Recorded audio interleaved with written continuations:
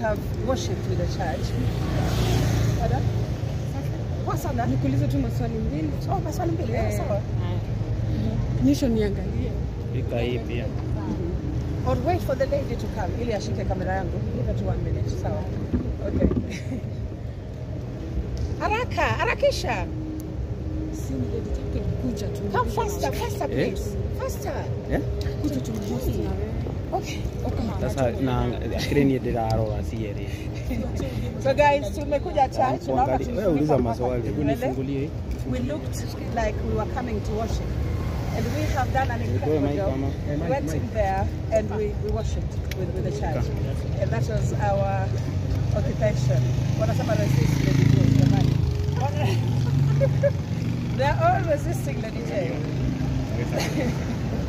Okay, so you need to take the camera and then I'll talk to the coaches. End up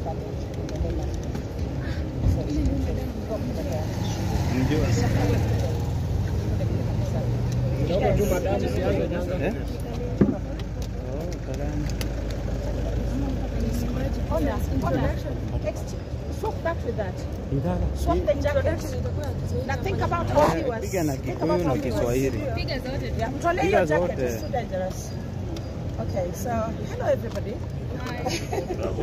Yangu ina record. Yeah, ina record bado. Yes. So any questions? Absolutely. Yeah.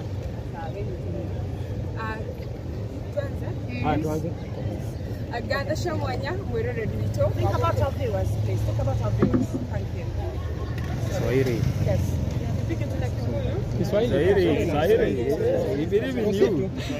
Hello guys, welcome back. Tuko wengi sana huku na tuko Roysambu actually. We are close to Jesus Winners Ministry. Na siku ya leo ni ile siku yenye wana TikTok ama wasi wa TikTok ama Gen Z walikuwa wamesema wata occupy because of the last Sunday tulikuwa tumeona president alikuwa amepeana 20 million and ikaleta shida mingi sana, na tunataka tuongee na one of the TikTokers. I think ni Jacqueline, yes. Yeah, tunataka utusalimie. There's a lot of channel here. Okay, all right. Posana? Yes. How are you? I'm well. Yeah. Tumekuona leo lakini hatuoni wa TikTok. Yeah.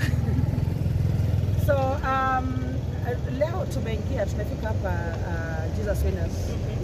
We arrived at around 8:30 a.m. Tumepata security ilikuwa tight. Kulikuwa na polisi right from the main road all the way to the church. Yes. So there's absolutely no way kungekuwa na any protesters. Tuliangalia tu tukaona the revolution is postponed. Yes. Kulingana na huko online naona Yes. comments za watu wengi wanasema mliogopa. Kwa tuliogopa kuja. But then you see, we are human, we are flesh, right? So how will you compete with metal? No. Bullet is made of metal, and we are flesh. So kama tumeogopa, it is okay that tuliogopa. Sababu kuna maofisi hapa kila mahali na umebeba bunduki. Hakuna mtu anataka mtoto wa wenyewe auawe kwa sababu ya protest. Yes.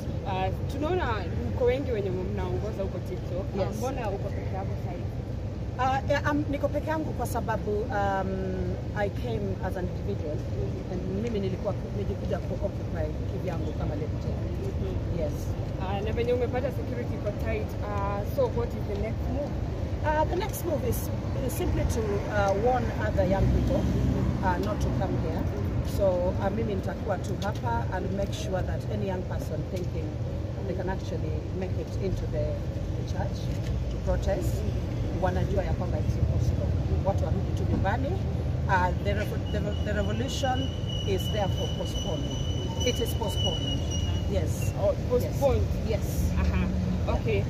President alipeana 20 million. Yes. And kulingana na Bishop, they have been friends for a very long time. Ndio. Yes. Maybe hakupeana pesa akiwa president, maybe alipeana kama rafiki.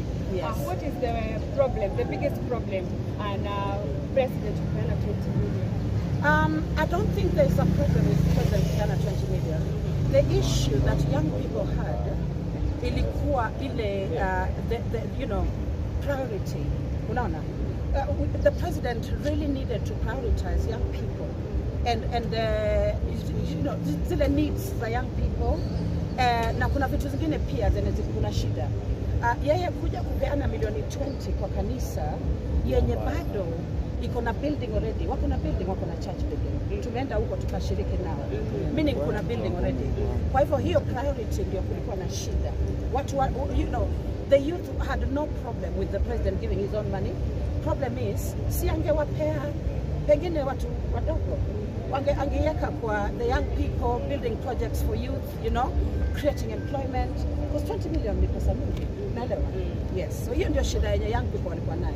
Yes. Sio ya kwamba kanisa ilipata. Kanisa hawana shida, hawana makosa. Shida ni rais wetu angepeleka hiyo pesa place nyingine. Ili ingesaidia watu kushinda. Okay. Yes. Kama kanisa haina shida, why occupy the church and not state house? Okay, so the issue was that personally as Lady J, I wanted to find out what the church was doing for young people. Unaelewa? Nimekuja nikapata kanisa actually has many programs that are supporting youth. Yeah. Nimepata ya kwamba they have an airlift program. They are taking young people to Korea for work. Unaelewa? And that is a good thing. So meaning this church, I think people just needed to come and talk to the leaders of the church. Wajue, what is the church doing to support the youth? Yeah? And I know that some people will see it as kutuuza, ili tuende tuwe maslaves ngambo. But think about it. Kama hakuna kazi hapa, watu wadogo watafanya nini? Si lazima wataenda huko Korea, wataenda India, wataenda everywhere kutafuta kazi. So this church is already doing that. Na tumesikia pasa akiwa anasema ya kwamba amesign contract ya so many young people kwenda kufanya kazi ngambo. That is a good thing. So I think that Kenya ilifaa tujue kanisa inafanya nini kusaidia watu wadogo. Kama tungejua hiyo, hakungekuwa na any need for occupying. Unaelewa? Yes. So it was a mistake. Maybe unaweza sema it was a mistake. Absolutely. It was a misinformation. There was not enough information about what Pastor Mwai was doing for young people. And now that we know that he has so many programs for young people, you know, he's doing a good job. So he should be allowed to do as he's doing. He's doing a good job. Yes, and he's a very good man. Nimesikia akiongea hapa akasema kwamba amedhalilishwa hii wiki, watu wamemwongelea vibaya, ametusiwa kwa social media, but he's saying anawaforgive kila mtu mwenye amemwongelea vibaya. Unaona? He has said very repeatedly ya kwamba any news agency yenye iliandika kitu kibaya juu yangu, mpaka akataja ma TikTokers. Unaelewa? Akasema nawasamehe ninyi nyote. So he is a good man. Yes, he is a good man. Yes. Na sasa wewe ndio unaongoza pale TikTok, ndio? Yes, right now. Yes, right now mimi ndio naongoza. Yes. Na umeona leo umeconfirm what to do. Mtakuwa mnafanya aje maybe to avoid maybe situation like this at mmeenda mahali you are not sure of what you are doing? I think we need to actually do a lot of research before we go into that outrage, you know? Before you go into a place of outrage where you want to do what you call civil disobedience, okay, and protesting and picketing, lazima first of all ufanye research yako, ujue what exactly is happening here. Kwa nini watu wako na shida? Nafikiri kenye kilifanyika ni ya kwamba watu walikuwa na shida na Mheshimiwa Rais, unaelewa? Na watu wakasema the only person wanaweza mfikia ni huyu pastor, huyu bishop, unaelewa? So yeye alikuwa tu, I think yeye alikuwa kama collateral damage, unaona? Sasa young people are not happy with their president, sasa wanaiekelea huyu bishop. Yes, that's what I believe. Okay. One question for you. Yeah. I believe what you're saying.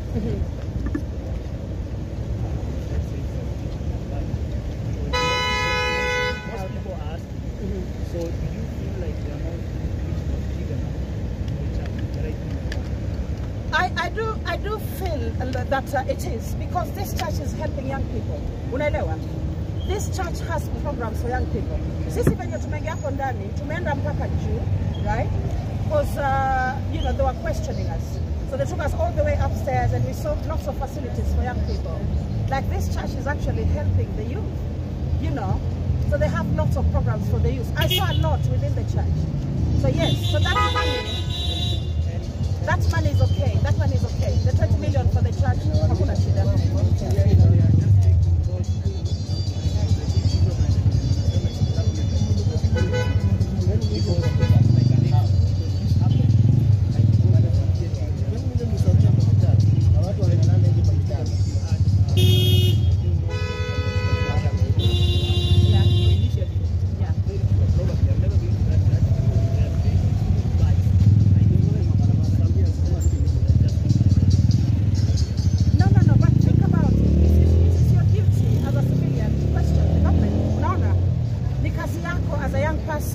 As a civilian, as a member of the public, to question the intentions of the government. And it is right for young people to question, first of all, why you know, the church was receiving that amount of money. Kwa hivyo kuuliza maswali sio mbaya, unaelewa? Sasa all the church needed to do was give the young people the answers, unaelewa? Sasa wameuliza maswali, sasa wanapewa nini jibu, and then inakuwa sawa. Yeah? So questioning is not bad at all. So Lady Jacqueline, yes. You're saying that Gen Z should not demonstrate?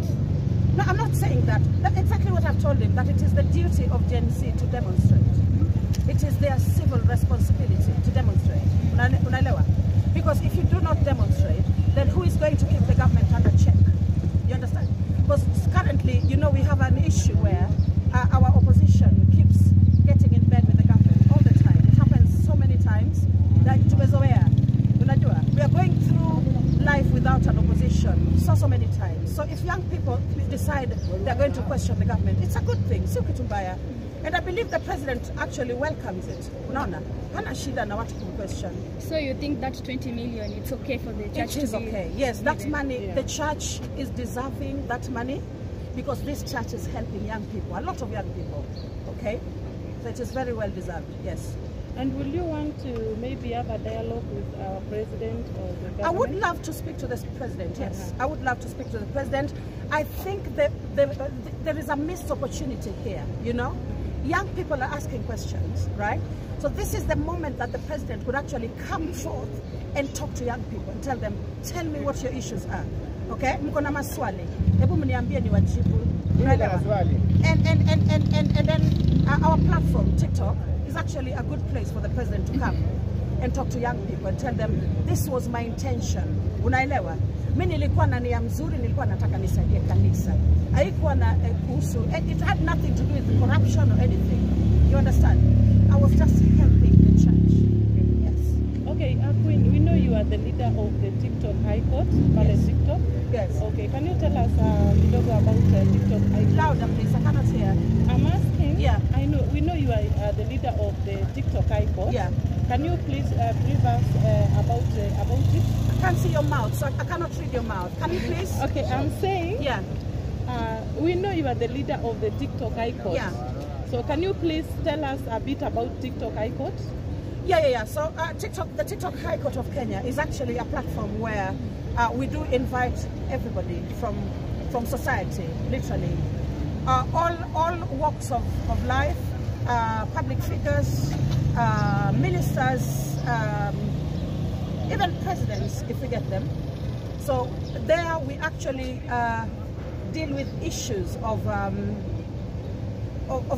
injustice. Any issue of injustice, we deal with it at the TikTok High Court. So we have cases coming in. Some of them are cases, family issues. Some are cases of people being defrauded of their money.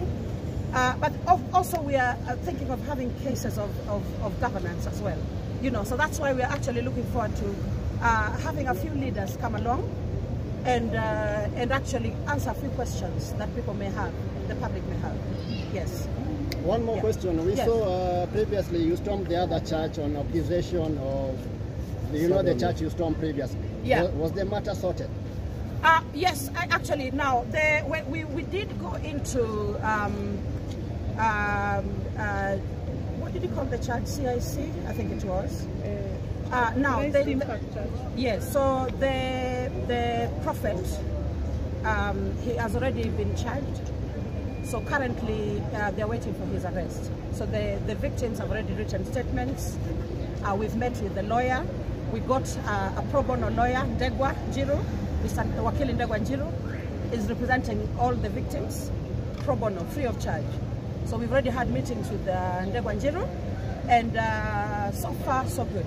Yes. So we're just waiting for his arrest. Yes. Thank you. Yes. Thank you so much. Thank you. Yeah. Thank you. Thank you so much. Thank you, guys. Thank you. Okay. Happy with one mic. Thank you so much. Thank you. Thank you so much. Thank you. All right. Nini? Maiki imeenda wapi?